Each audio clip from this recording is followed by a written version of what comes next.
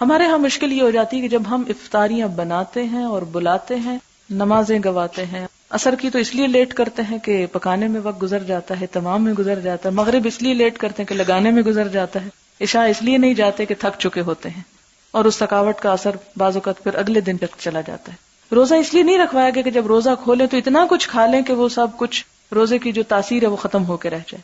روزہ رکھنے کے بعد بھی احتیاط اور اعتدال جو ہے وہ بہت ضروری ہے، کہ اتنا کھائیں کہ جس سے آپ مزید پھر نفل وغیرہ بھی پڑھ سکیں اور باقی کام بھی اچھے طریقے سے کر سکیں، لہذا اس کا اہتمام کرنا بھی ضروری ہے۔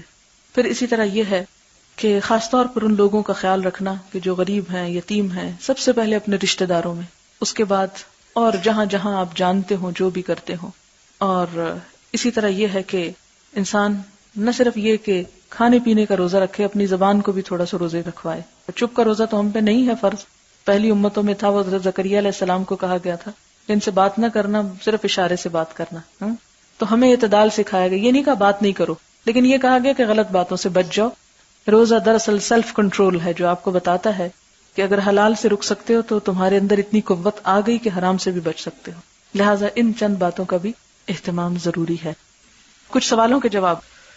اسلام کے مطابق روزے رکھنے کی عمر کیا ہے؟ بلوغت، اور بلوغت کی علامت لڑکیوں میں پیریڈز اور لڑکوں میں 2 علامتیں واضح ہوتی ہیں، ایک تو مونچھوں کا آنا شروع ہو جانا، آواز کا بھاری ہونا، اور دوسرا احتلام شروع ہو جانا۔ کیا رمضان میں نکاح ہو سکتا ہے؟ جی ہاں ہو سکتا ہے، رخصتی بھی ہو سکتی، بالکل ہو سکتی ہے۔ یہ مسئلہ واضح کر دیں کہ کیا اس شخص کا حساب و کتاب نہیں ہوتا جو رمضان المبارک میں فوت ہوا ہو؟ اس کے بارے میں مجھے ابھی تک کوئی اوتھینٹک حدیث نہیں مل سکی، سنا تو میں نے بھی بہت ہے، لیکن اگر کسی کے پاس ہو تو پلیز مجھے لا دیں، شاید کہیں پڑھی بھی ہو تو مجھے بالکل یاد نہیں، لیکن اس لیے کہ جنت کے دروازے کھلے ہوتے ہیں، جہنم کے بند ہوتے، تو خیر کی توقع ہے۔ رمضان المبارک میں نئے کپڑے پہننے کے بارے میں کیا کوئی حکم ہے؟ لوگ بہت سارے کپڑے سلواتے ہیں، کہتے ہیں کہ رمضان میں کپڑے پہننے سے قیامت کے روز حساب کتاب نہیں ہوتا ہے۔ یہ بات میں نے بھی صرف سن رکھی ہے، مجھے اس کے بارے میں کوئی ریفرنس نہیں ملا، دیکھیں شاید کسی کتاب میں کوئی چیز مل گئی تو آپ کو بتاؤں گی انشاءاللہ۔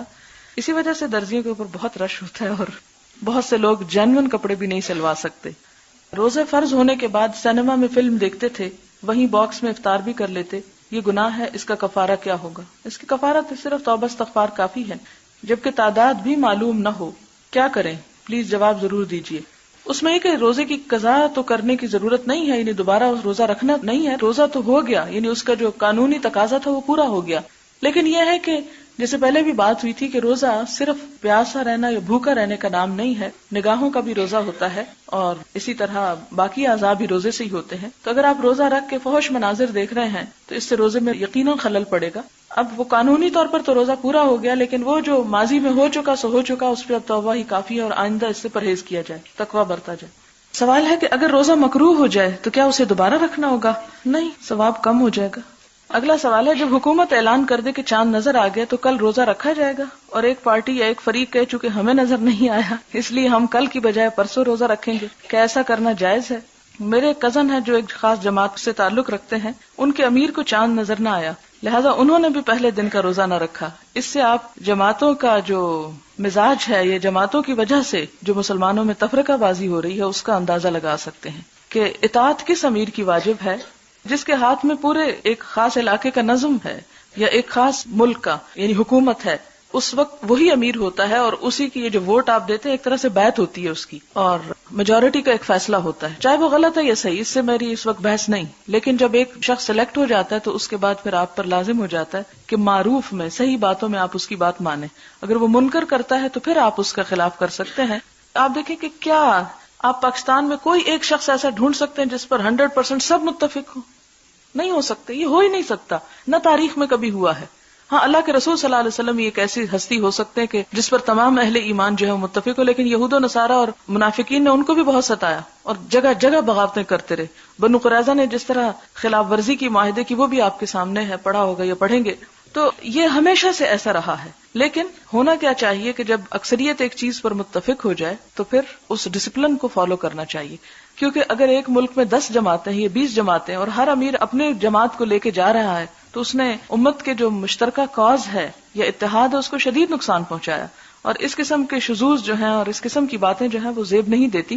آپ دیکھیں کہ وہ کوئی ایک مولوی صاحب بیٹھ کے اعلان نہیں کرتے کہ جی میں نے چاند دیکھ لیا. وہ ایک پوری کمیٹی ہوتی ہے, ان کے پاس شہادتیں آتی ہیں, ان کا پھر اجلاس ہوتا ہے اور اس کی بنیاد پر وہ ایک اعلان کرتے ہیں.